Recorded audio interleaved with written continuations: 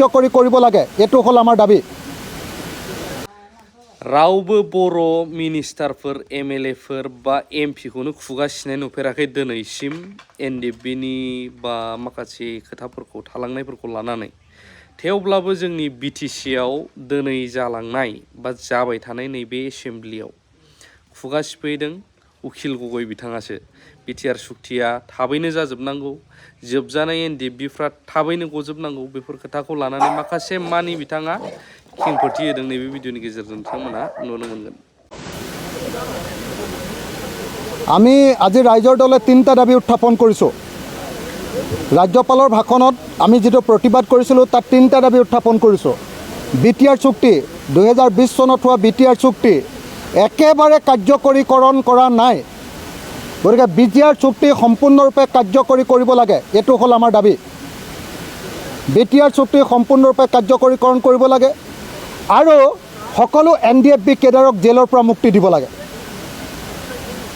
আলোচনা হৈছে, চুক্তি হৈ গ'ল, কিছুমানক জেলৰ পৰা মুক্তি দিলে, কিছুমানক দিয়া নাই। সকলো NDFB কেডাৰক জেলৰ পৰা মুক্তি দিব লাগে।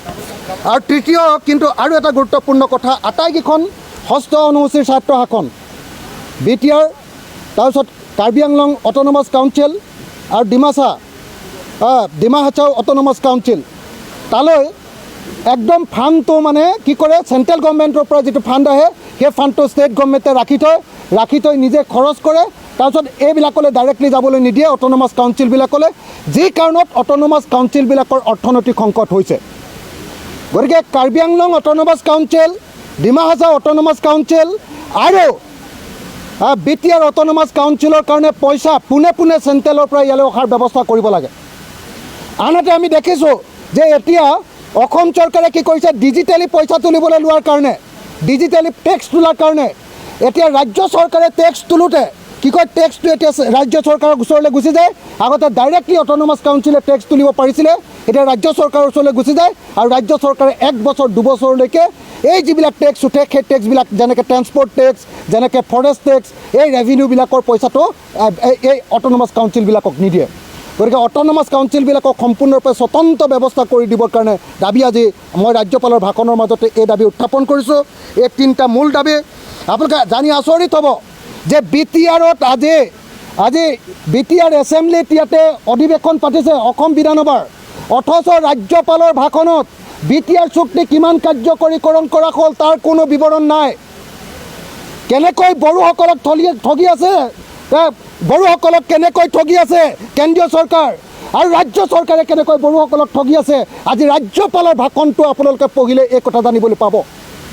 গতিকে বড়োসকলে যাতে আগতে আকৌ আন্দোলন কৰিবলগীয়া নহয়, অনতি বিলম্বে বিটিএডিৰ যিখন চুক্তি 2020 চনৰ যিখন চুক্তি মেমৰেণ্ডাম অফ ছেটলমেণ্ট, এইখন ইমিডিয়েটলি 100% কাৰ্যকৰীকৰণ কৰিবৰ কাৰণে আৰু কাৰ্বি আংলঙৰ যিবিলাক কাম আছিলে সেই কাৰ্বি আংলঙৰ কামবিলাকো সম্পূৰ্ণৰূপে কাৰ্যকৰী কৰিবৰ কাৰণে আৰু ডিমা হাছাওৰ যিবিলাক চুক্তি আছিলে সেই ডিমা হাছাওৰ চুক্তিবিলাকো কাৰ্যকৰীকৰণ কৰিবৰ কাৰণে দাবী উত্থাপন কৰিছোঁ।